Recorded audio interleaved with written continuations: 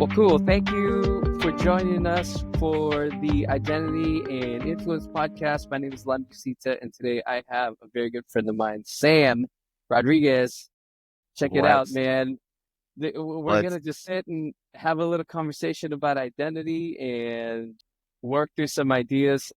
Sam, thanks for being here, man. man, Lem, it's a privilege for those of you watching this. Lem is the GOAT, man. That's all I gotta say. Mic drop.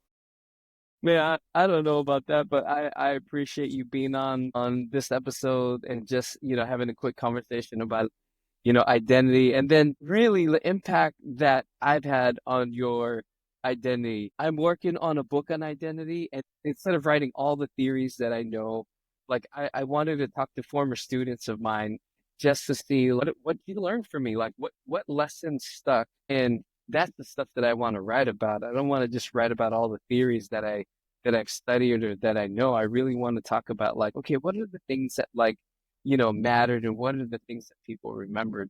But before we get into that, Sam was one of my students years ago. How long ago did we meet? And back in 2011, 2012, So that's when you started? that's when I started. Yes, sir. Okay, so when you first came to San Diego Christian College, because he was one of my students at the college, like, tell me what Sam in 2011 was like. Man, I should have rocked my SD hat. So sorry, Kurt. No, no, no, it's all good. Honestly, I was just a kid, like, fresh right out of high school. I would say my identity was very tagged into like my roots. I was attending a church all Spanish speaking. So Mhm. here I am at San Diego Christian, and my mindset is I'm going to get everything that these guys know and Mhm. translate to make sure that I'm able to do what I want to do, which was serve God. I didn't know to which capacity, to be honest, but Yeah. I was trying to figure it out. Was it going to be a senior pastor position, youth ministry, worship? So that's where I was. I was in a way like trying to find myself. That's why I went to San Diego. When I first met you, your ethnic and cultural identity was kind of a big deal for you, and it still is a big deal for you. Can you just give us a little background of your upbringing, where you grew up, and how that kind of that kind of plays into who you are today? Yeah, definitely. I mean, I was born in the U.S., Orange County, so Riverside, but again, I rep West Coast, although I'm in Ohio now. It's crazy that, I was again born in the US, and then I lived in Guatemala. That's originally where my family's from, for about 8 years. So to Mhm. your point, I did definitely, that's still within me. So Mhm. fast forward to getting to the US back when I was 10, Spanish is my first language. And so with that, I just saw this change. Even for me, it was a cultural shock. I mean, you talk about different language. Yeah, You go yeah. from little Sam to old Sam. And so a lot of that really, I think, just kind of paved the way for me to find my identity. And what I mean by that is I went back to Guatemala on a mission trip just recently. Yeah, And yeah. so I didn't know these things when I was stepping into San Diego Christian, and even more so when I was stepping into your classes. My identity was that of I'm a Spanish speaking kid. My roots are these. And so I'm just almost like adapting. But Mhm. eventually it actually became part of now who I am. At the time, of course, I didn't know it. So again, just a regular kid that was heavily influenced. And again, I think to this day still it will forever be that way from my roots from Guatemala.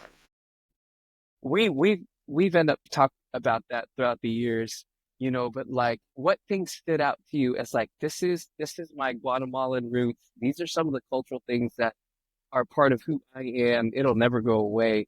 That maybe is different than, an American. You assimilate that into who you are today. But, like, what are some of those Guatemalan roots about your identity that, like, you still hold on to today? Yeah, I would say just the like food in Guatemala for sure. Yeah, I mean, it's me, but yeah, I mean, I'm in man. Ohio and I'm cooking for myself, and I'm using the recipes that my mom would use, and Yeah, so yeah, you know, coming from our culture, it's not like guys cook. Nah, yeah. ladies do that. Right? That was Oh, something that okay. shifted, but it played out to, I think, just be a blessing, if I can be honest. So I Yeah. would say food would be one of them. I think the language, it's almost like Guatemalans, we everybody takes pride regarding where they come from.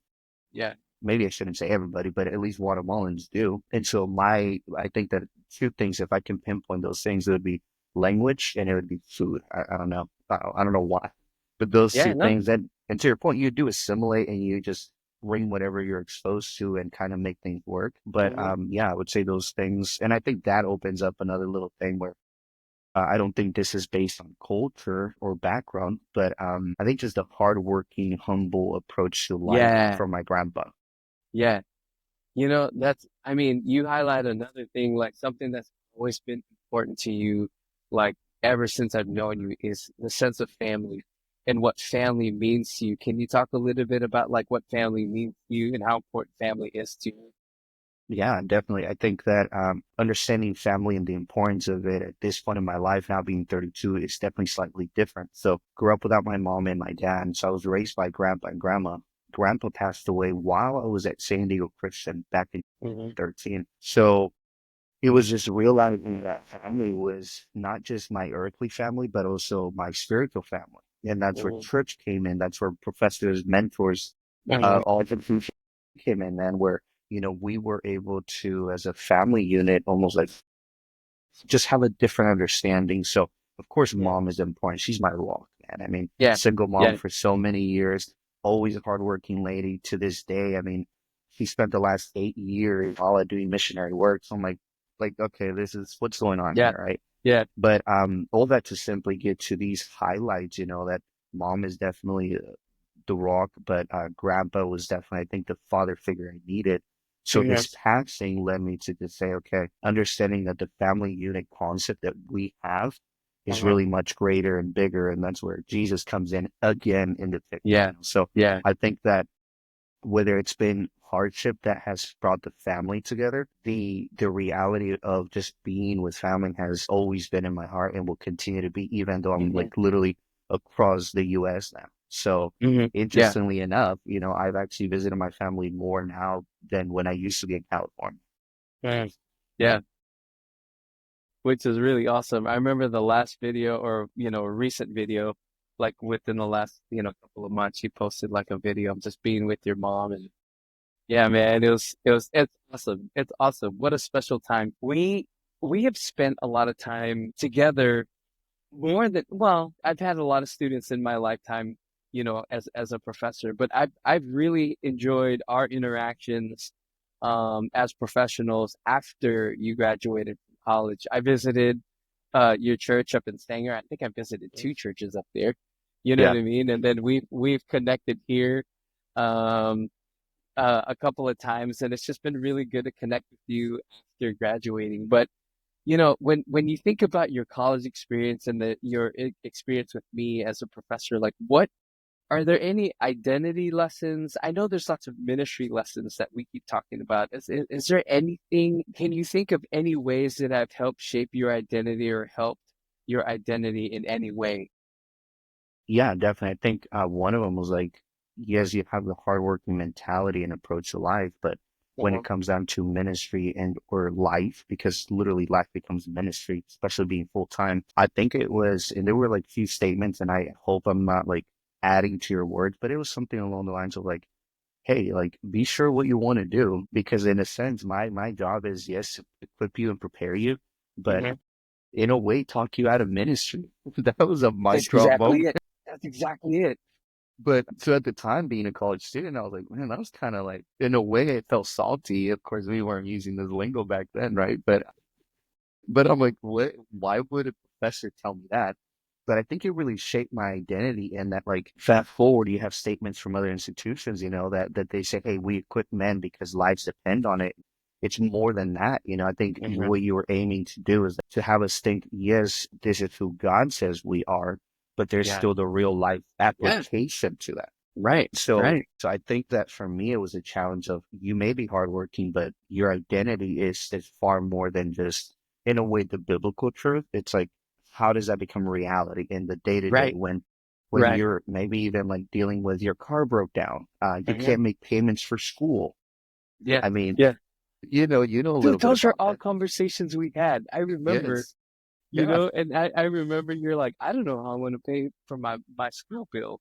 And then next thing you know, you're on the track team. Oh no, the Cross cross country. country team, Yes, sir. and you got some scholarship, and like God provided for you, man. Yeah. You know, And and so like, go ahead. yeah, I think that that's the key thing, like identity is far more than, again, we know uh, Bible verses and all, but I think it's like from the day to day, whether you're a student and then you get a little older, you may get an internship, and identity is some of those little nuggets. And I think one more Yeah. thing that I can add to that right now would be I think you also challenge me to be able to say, yes, you hold on to your roots and you can be all about the one mom culture. There's a big world out here. And that Hmm. Hmm. right there, man, I was like the different approach to ministry, Hmm. thinking about Yeah. your audience, Yeah. it was, imagine me trying to go ahead and throw some Spanish words when my audience is all English speaking, and just Yeah. identity, identity, identity. Yeah. No, throughout the years, like we've had many conversations about just ministry and specifically ministry practice. You have been really encouraging to me because, I teach the stuff and I teach, hundreds of students, but you Mm. come back and you're one of the people that have come back and said, stuff that you taught in class, like I get to do now in ministry. I get to do professionally. And that's been really encouraged. I mean, it's been really encouraging to me. And I'm encouraged by the fact that like, things that we talked about in class, you're able to do. Is there any kind of ministry conversations or ministry things that you learned in class that you're still able to do today that has really shaped the way that you minister, and any of those Yeah. things come to mind? But yeah, there was a book you recommended, The Nuts and Bolts of Youth Ministry. Bro, it's still in my library. And It's people are like, true. "But that's so elementary." And like, if we don't have a good foundation for whatever we're going to do, talk about Right. identity, like what we're Yeah. going back to with identity. Yeah. Same is true for ministry. Like, I have actually been able to pinpoint something that I think you alluded to, but it wasn't ever clear to me when I was younger. And that was almost like, if you were to pinpoint, maybe put in one word what your purpose is within ministry, I think for me is Yeah. to Great. build. And so the last three churches where I have been, it was like, well, do I reinvent the wheel, or do I go back to that book that my Yeah. professor, Yeah. mentor, Yeah. friend, Nuts and Yeah. Bolts of Youth Ministry gave me? So, Yeah. dude, it's been three churches where I have been able to say, why reinvent the wheel? Right. So Right. I would say that would be a huge one, the nuts and bolts of youth ministry, but also even within lectures, I do recall two specific ones. One was just kind of thinking about, don't forget that you're always going to be a student of the culture. And that was deep, because then, I went from Southern California to Central California, and Yeah. I was like, okay, this is different. But you're like, Different. but Different. yeah, they're Latinos. There's some Latinos around here, and they're like, dude, you get there, and they're like, no, they're more Americanized than I Yeah. could ever imagine. So, Yeah. you start looking at people's identity, and you start looking at the way they have been structured. And so, how do we bring the gospel? How do we minister when we are maybe just cut up with, this is what we did in that other context? Yeah. Yeah. So, And it part of doesn't, that, it yeah, it doesn't doesn't match, it doesn't necessarily work. work. Yeah. And so you have to adjust. Yeah. Yeah. And Oh, I that's think fantastic. the other thing was also like the filters. It was a tough one that we had. One of our my peers, a student, he had to deal with the news that a student had committed suicide. And Mhm. in that lecture, what you taught us, what I recall, hey, there are filters to what students communicate. But it's not just students. As I've gotten older, it's like with social media, I mean, all the platforms that we have, people are communicating something, but you got to learn the filters. Like, are they really joking around with the skull emoji, for example? Yeah. Now it What are means I'm they just saying? cracking up. Yeah, yeah, yeah. What are they truly So saying? Absolutely. So yeah, I think it's No. just like there's so much to, kind of expand on that. But if I could just Yeah. summarize it, it would be those two lectures, man. Like just think about the nuts and bolts of that specific context.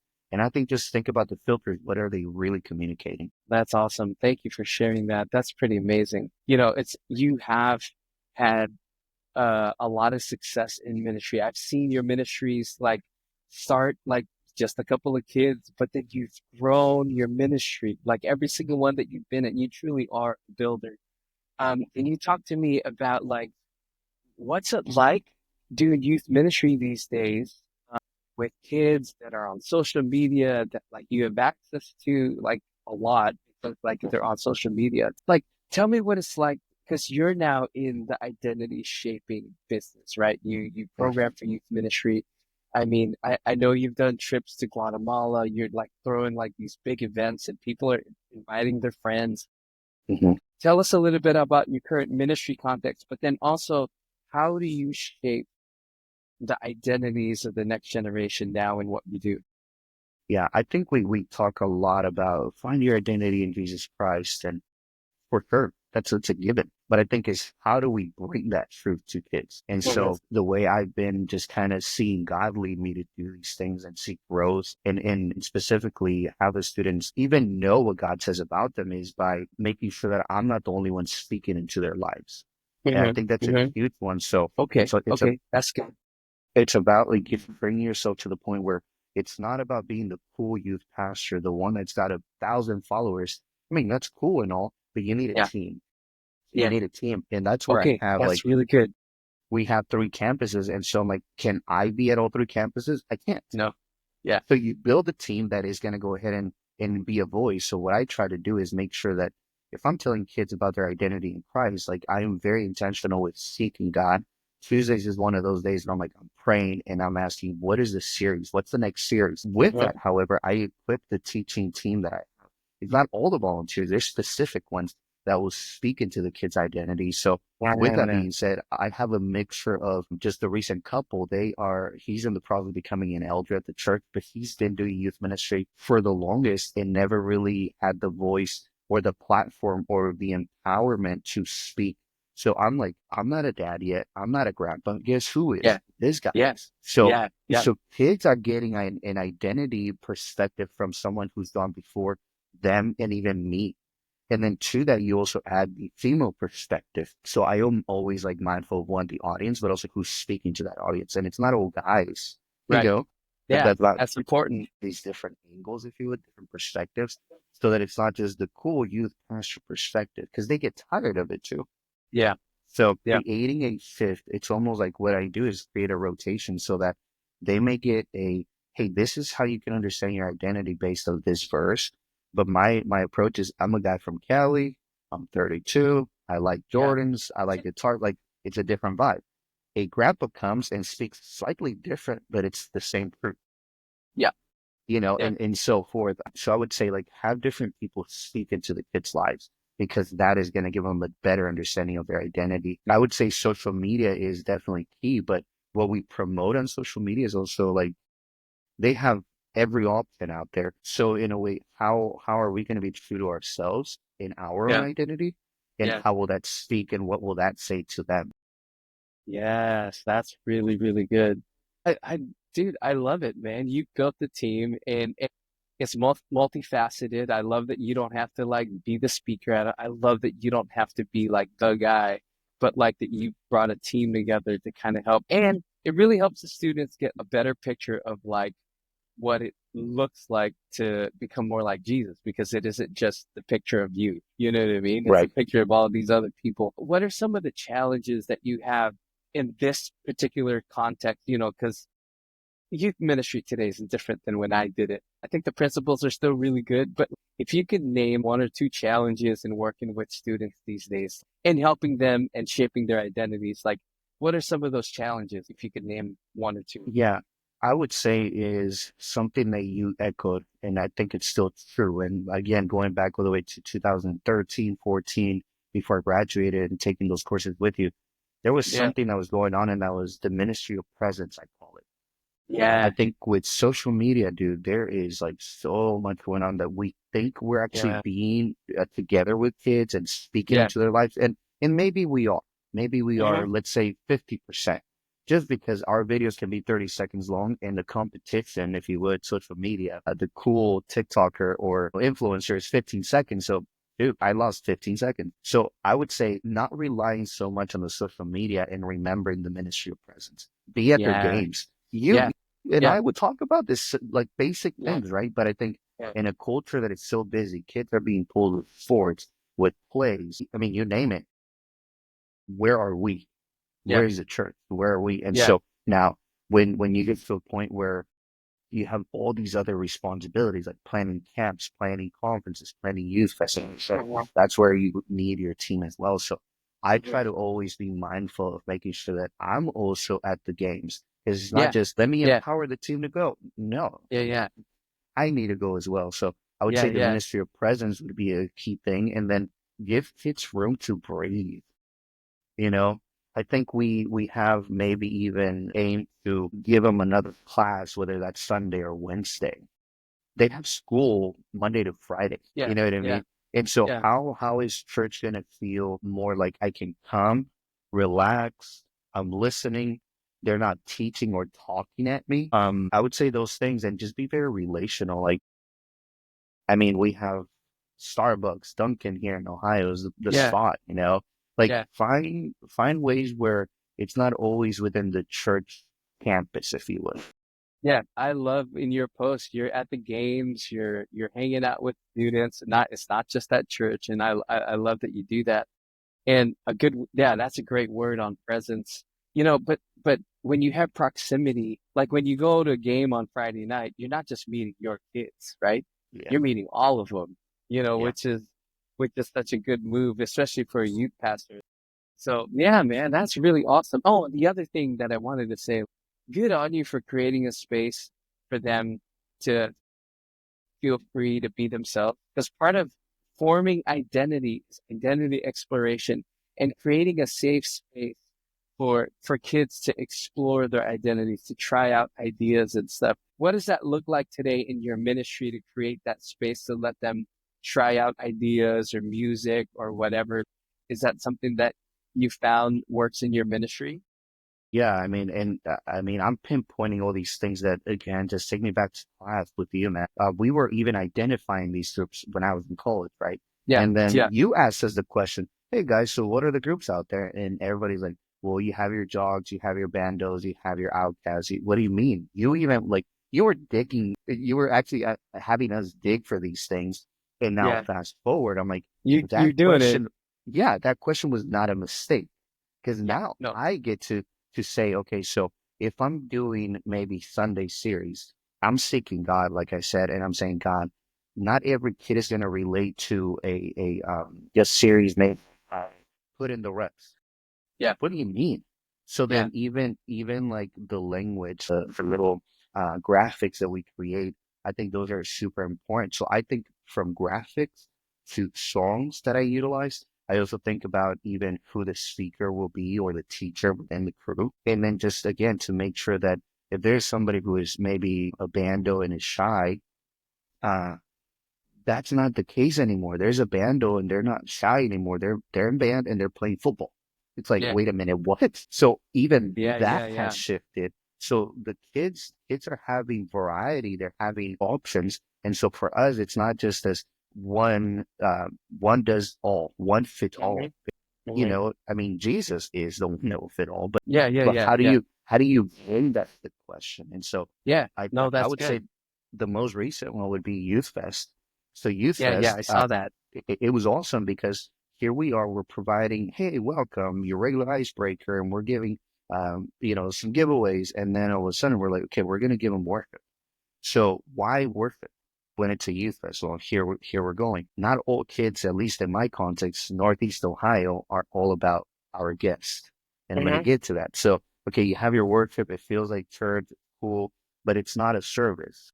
hmm So those kids who are kind of maybe figuring their identity and or their friends who may not say I'm a Christian slash that's my identity, they're feeling like, oh, okay, this is just the concert.